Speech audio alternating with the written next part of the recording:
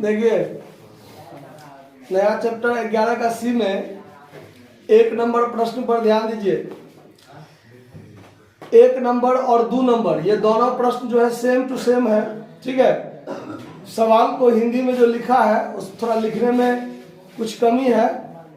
सवाल का मतलब क्या है वो समझिए कि एक कर्मचारी, एक किसी कंपनी में कर्मचारियों की जो संख्या है वो संख्या और उसमें जो कमी हुआ है उसका अनुपात 13:10 है, ठीक है। यानी पहले जो कर्मचारी था 13 और बाद में जो कर्मचारी हो गया घट के 10। समझना है बात? पहले कर्मचारी 13 था, बाद में कर्मचारी 10 हुआ। ये दोनों का अनुपात दिया हुआ है 13:10, यानी पहले कर्मचारी था और बाद में उसकी कमी हुआ, इस दोनों का अनुपात 13:10 है, ठीक है। अब देखिए, और उसके वेतन में वृद्धि का जो अनुपात है वो है 15:25। मतलब पहले उसका वेतन 15 रुपया था और बाद में उसका वेतन 25 रुपया हो गया। आया बात समझ में? यानी प्रति मजदूर यानी प्रति कर्मचारी के हिसाब से पहले जो वेतन था 15 रुपया और उसमें वृद्धि जो हुआ वो 25 रुपया। इस दोनों का अनुपात है 15:25, ठीक है। अब देखिए, पहले कर्मचारी था 13 और पहले उसको वेतन मिलता था 15।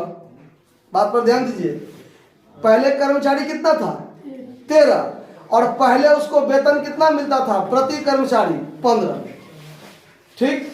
और बाद में कर्मचारी की संख्या घटकर कितना हो गया 10 और मजदूरी का जो कर्मचारी का जो वेतन था वो प्रति कर्मचारी वेतन वृद्धि होकर कितना हो गया 25, ठीक है। तो कहता है कि उस कारखाना था या कंपनी था उसमें कुल वेतन में वृद्धि या कमी हो जाएंगे, वो किस अनुपात में होंगे ये बताइए। आया बात समझ में? तो देखिए, पहले जो कर्मचारी था, पहले जो कर्मचारी था वो था, पहले कर्मचारी की संख्या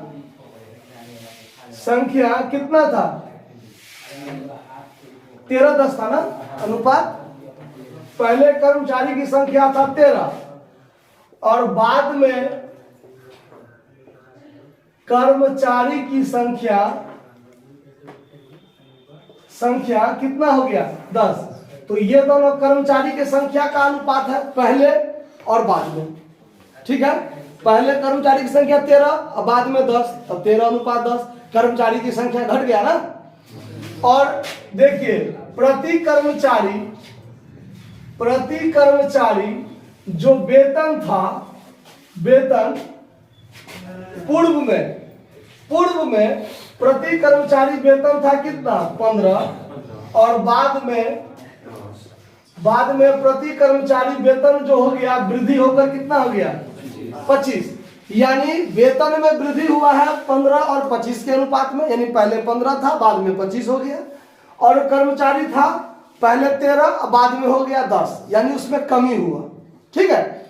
तो कुल वेतन में कितना वृद्धि या कमी हुआ ये पूछ रहा है। तो अब चलिए, कुल वेतन पूर्व में और बाद में, यही चीज ना हमको निकालना है। देखिए, तो पहले कर्मचारी कितना था, पहले कर्मचारी 13 था तब वेतन 15 रुपया मिलता था।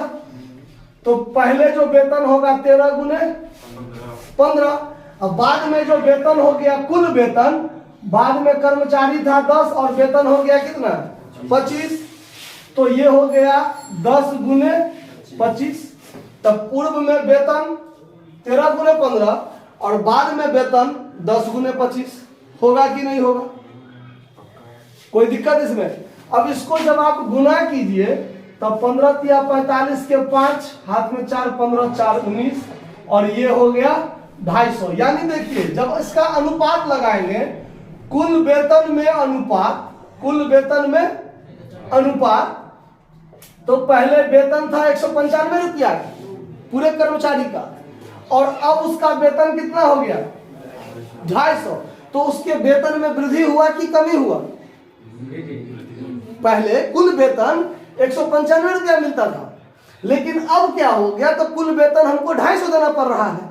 तो कुल वेतन के अनुपात में क्या हुआ, वृद्धि की कमी हुआ, वृद्धि हुआ ना। तो यहाँ पर आपको आंसर में ये चीज भी लिख देना है कि वेतन में क्या हुआ है, वृद्धि, और नया वेतन का अनुपात ये। तो अब ये जो अनुपात है, क्या ये अनुपात वास्तव में सही है? अनुपात का हमेशा निम्नतम रूप होना चाहिए। क्या होना चाहिए? तो इसको हम लोग काटेंगे, तो काटेंगे 5 से काटेंगे तब 50, और इसको 5 से काटेंगे तब 5 या 15, 5 में 45, यानी कि 39:50 ये होगा। इसका आंसर जो है आपका गड़बड़ है। इसका आंसर 3:4 दिया हुआ, वृद्धि ठीक है, लेकिन 3:4 जो दिया हुआ है वो गलत है। ये आपका सही आंसर होगा। दूसरा बना लीजिएगा, सेम टू सेम वैसे ही है, नोट कर लीजिए।